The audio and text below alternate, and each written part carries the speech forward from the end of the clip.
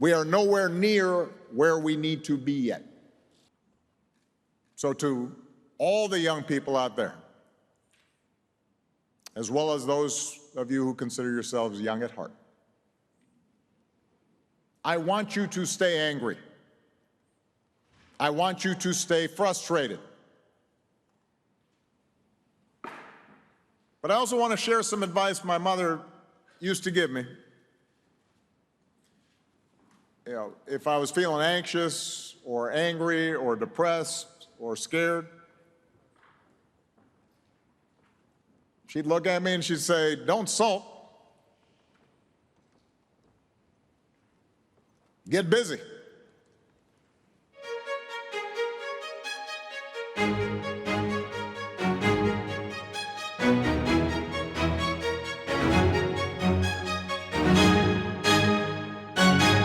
Hello and welcome to The World This Week with James Dickman, a look back at some of the biggest global news stories for an international city, brought to you by the London Live news team.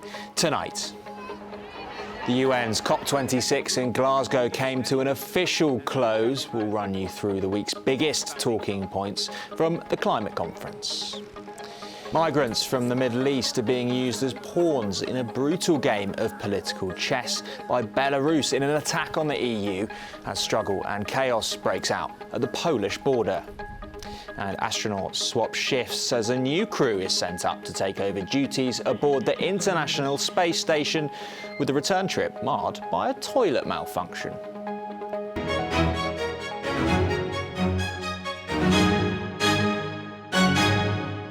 That's all on the way before 7:30, but first, the COP26 climate conference drew to a close yesterday, and at the time of recording, a final deal was still being thrashed out after a number of drafts were swept aside, deemed not to go nearly far enough if we are to avoid catastrophe. Well, let's take you back to the start of the week. Protests continued throughout the week from various groups, including Oxfam, who said leaders needed a deal to put out the fire.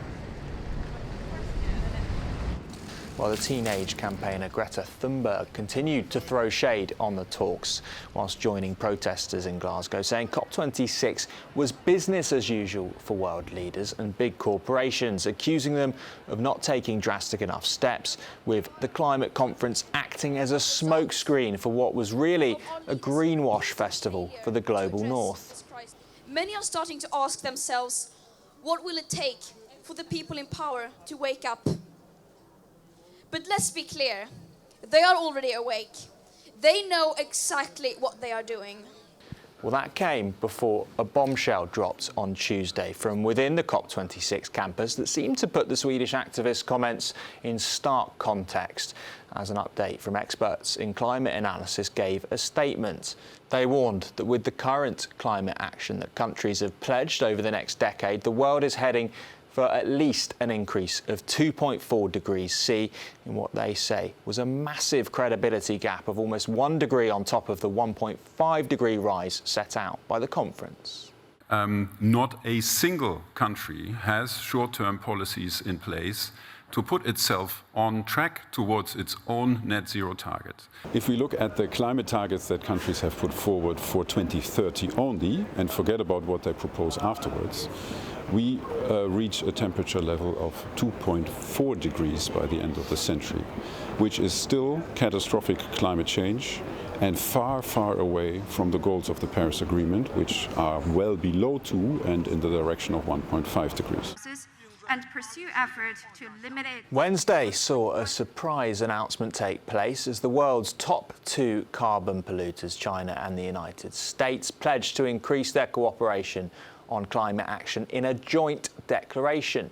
John Kerry said both countries had arrived at a new step, a roadmap for their present and future collaboration on climate change. Former US President Barack Obama addressed the conference with some rousing messages, particularly for young activists, in continuing their fight with a system that has not done enough in the past. Our planet has been wounded by our actions. Those wounds won't be healed today or tomorrow or the next. But but they can be healed by degrees. And if we start with that spirit, if each of us can fight through the occasional frustration and dread, if we pledge to do our part and then follow through on those commitments, I believe we can secure a better future. We have to. On Tuesday, it was Gender Day, and to mark it, little Amal, a 3.5-metre tall puppet, took to the stage to raise awareness on the impact of climate change that it has on gender equality, particularly in the global south. Well, the puppet represents a young Syrian refugee which walked 8,000 kilometres across Europe in order to raise awareness about the plight of refugee girls. Both of us have embarked here on a journey.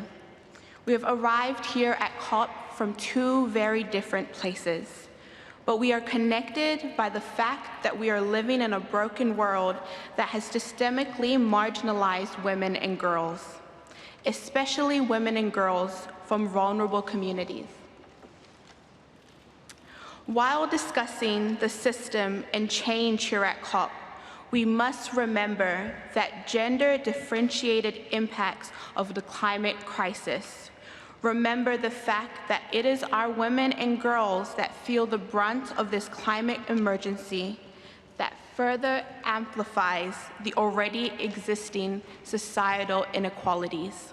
Well, by the time Friday came around, a deal was still not agreed upon, and two drafts were dismissed as not containing within them the urgent action that was necessary. We cannot settle for the lowest common denominator. We know what must be done. We remain on a catastrophic temperature rise track well above 2 degrees Celsius. But promises ring hollow when the fossil fuels industry still receives trillions in subsidies as measured by the IMF, or when countries are still building coal plants, or when carbon is still without a price, distorting markets and investor decisions. Every country, every city, every company, every financial institution must radically, credibly, and verifiably reduce their emissions and decarbonize their portfolios starting now. Well, a third tabled draft yesterday had been more encouraging in terms of more drastic action. Well, in the coming days, weeks and months, we will see just how much the UN conference in Glasgow has managed to achieve in terms of real traction on policy change with an agreed deal. Well, let's move away from COP, but stay on the issue of the environment. We've heard so much about the increase in extreme weather events we're seeing and are going to see as a result of climate change.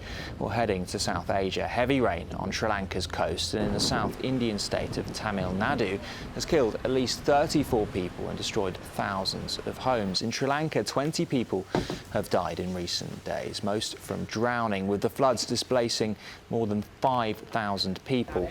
The monsoon season in Sri Lanka usually takes place during October and November. However, this year, higher than usual rainfall has been reported in most parts of the country.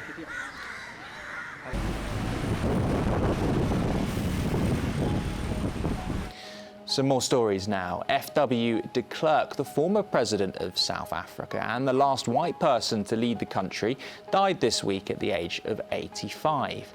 De Klerk, who shared the Nobel Peace Prize with Nelson Mandela, was South Africa's last apartheid president who oversaw the end of the country's white minority rule. I would say that the crux of those goals on the major issue, namely constitutional development, is that we want to build a new South Africa. De Klerk died after a battle with cancer at his hometown in Cape Town.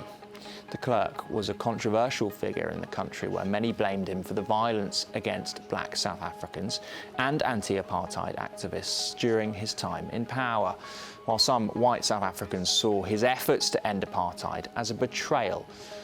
Though it was de Klerk who, in a speech to South Africa's parliament on February 2nd, 1990, he announced that Mandela would be released from prison after 27 years. The announcement electrified a country that for decades had been scorned and sanctioned by much of the world for its system of racial discrimination. And news from out of this world this week. 4 astronauts landed safely back on Earth as their SpaceX Crew Dragon capsule splashed down off the coast of Florida. We'll wait for confirmation of 4 healthy males. They were recovered from the ocean by a ship after spending more than 6 months on board the International Space Station. While orbiting the Earth at an altitude of 408 kilometers, the astronauts helped conduct hundreds of experiments. Coming home, a mishap affecting the capsule's toilet made the 20-hour home journey a bit tricky. The crew were instructed that as the urine storage tank was out of order with fluid leaking beneath the floorboards, they should instead use space nappies. NASA astronaut Megan MacArthur described the situation as suboptimal but manageable. We'll take a look at this footage. Imagine seeing this soar between the high rises that make up London's skyline whilst out on your balcony one evening. This video was captured from the rooftop of a condo in downtown New Orleans of SpaceX's arrival.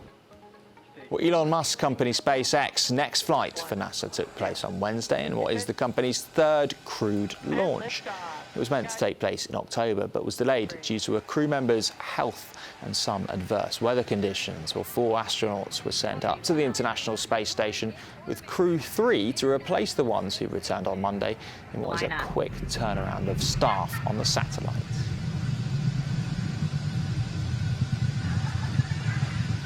I'm back, chill underway. Staying with aerospace, to South Korea and an airport in the capital showcased a drone airport shuttle on Thursday, which could be the future of taxi services. Well, at Gimpo Airport in Seoul, South Korea's transportation ministry demonstrated its future generation flying urban transportation system called Urban Air Mobility, or UAM. Most importantly, UAM should become a transportation means that people can safely ride. Therefore, although we already believe that UAM is being developed safely, we are preparing a large-scale demonstration project. We plan to complete the demonstration by 2024 and introduce a test drone transportation line in the Seoul metropolitan area by 2025. Urban Air Mobility is an eco-friendly air transportation service based on electric flying vehicles. The government expects the air taxi will be able to take off and land vertically and connect with ground transport. The World This Week continues after the break. It's feeding time for pelicans at a national park in Israel.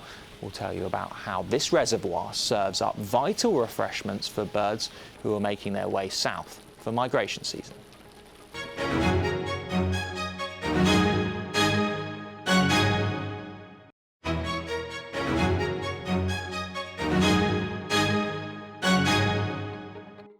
You're watching The World This Week from the London Live news team, a review of the main international stories that have broken over the last 7 days. Still to come before 7:30. Prince Harry said he saw the insurrection at the US Capitol coming and warned the CEO of Twitter about a potential coup. The Duke of Sussex said he could see forming on social media sites. But first, to Eastern Europe, thousands of migrants have been gathering at the border of Belarus and Poland this week in a standoff that is threatening a humanitarian disaster on the edge of the EU and sent tensions rising among political foes across the region. Why? Well, the president of Belarus, Alexander Lukashenko, who won a largely discredited election last year, has been accused of luring would-be migrants, mostly from the Middle East, to the EU's borders in retaliation for sanctions imposed on his country after he cracked down on protesters and opponents within his own country following the election. Well, the European Commission says Mr. Lukashenko enticed migrants with the false promise of easy entry to the EU as part of an inhuman gangster-style approach. And it has listed some 20 countries from which migrants have flown into Belarus's capital city, Minsk, mainly on tourist visas, to then head to the Polish border, where they have been turned away. Well, Polish Prime Minister Mateusz Morawiecki called on the EU on Wednesday to block flights from the Middle East to Belarus and called it an act of state terrorism by using migrants and weaponising them as a political tool. Well, then on Thursday, Lukashenko hinted at shutting down gas supplies to Europe in response to the EU and Poland shutting its borders. Poland and Belarus have now accused each other of violence towards migrants camped near the fence.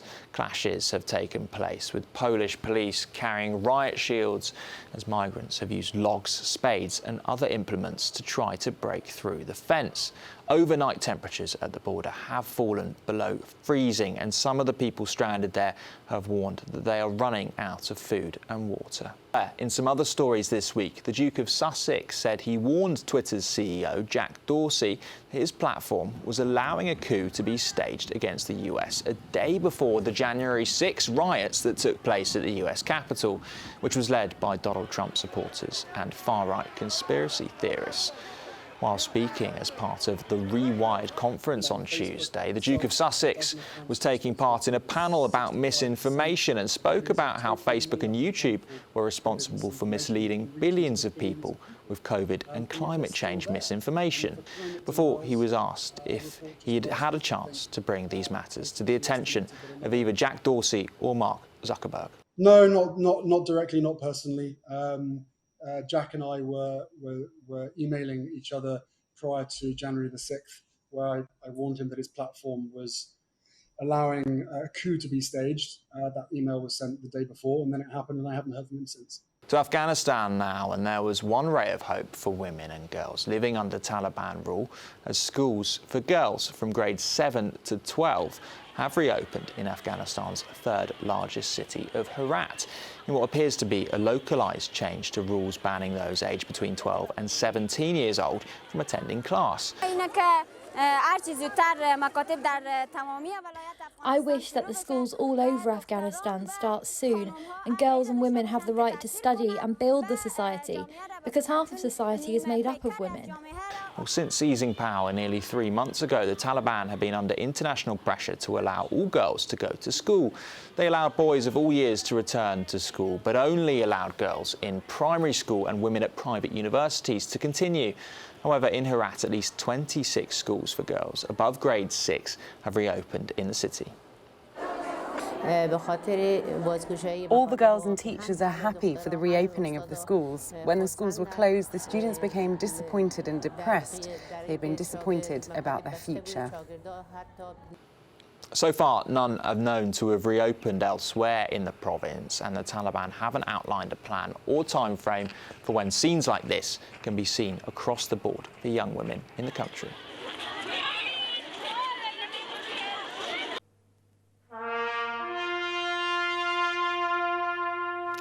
Armistice Day was commemorated across the UK and around the world by countries that take part after ceremonies were disrupted by the pandemic last year.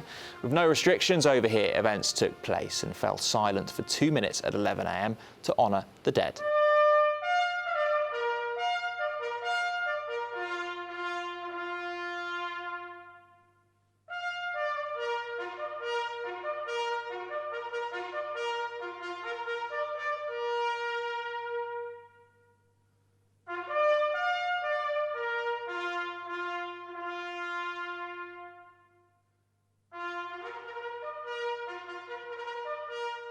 Remembrance in 2020 had been reduced by COVID rules, with people encouraged to stay home to remember the fallen. Delegates at the COP26 summit in Glasgow stopped proceedings to pay their respects.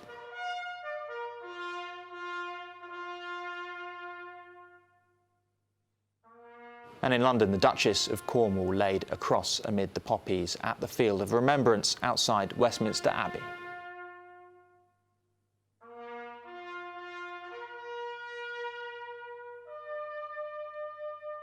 Well, tomorrow is Remembrance Sunday, and it will be commemorated here in the capital, starting with the ceremony at the Cenotaph tomorrow morning. It will be attended by the Queen, Buckingham Palace has said, which comes after doctors for the monarch had advised her to rest until mid-November after medical checks in hospital last month. It's migration season, and thousands of pelicans stopped at a reservoir in Israel this week to gather strength before continuing their journey to the south. A squadron of pelicans arrived at the reservoir in Mishmar Hasharon kibbutz in central Israel, a nutritious stopover for flocks of birds in search for warmer climates. Well, cranes, cormorants, pelicans and many other species can be seen here. Most of them rest in the northern Hula Valley in the region, an important and iconic resting place during this time of year for the birds themselves and bird lovers. Well, the pelican is an endangered species, and at the reservoir, fish flow in abundance from a cistern, 2.5 tons worth provided by rangers from the Israeli Nature and Parks Authority. All ready? And here we go. Incredible. Well, that is some Buck Bay. Well, the reason for this unloading we can see here is that the reservoir serves not only to feed the pelicans, but is also part of a seasonal bird feeding programme developed to preserve the ecosystem and biodiversity of the region. It protects local fisheries where fish are kept, and at the fisheries, fish get targeted by peckish birds. Well, to avoid this, the reservoir serves as a centralised feeding station for the pelicans.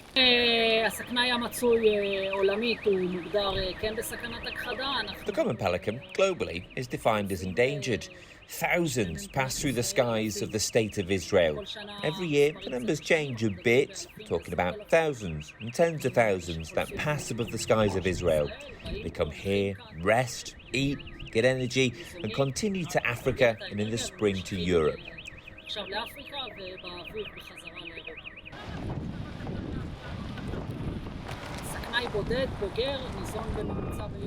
A single adult pelican eats about half a kilo of fish. A flock of pelicans has hundreds and even thousands of members, as we can see here behind us, that sit on a commercial fish pond. It's capable of wiping out about half of the pond, or even more.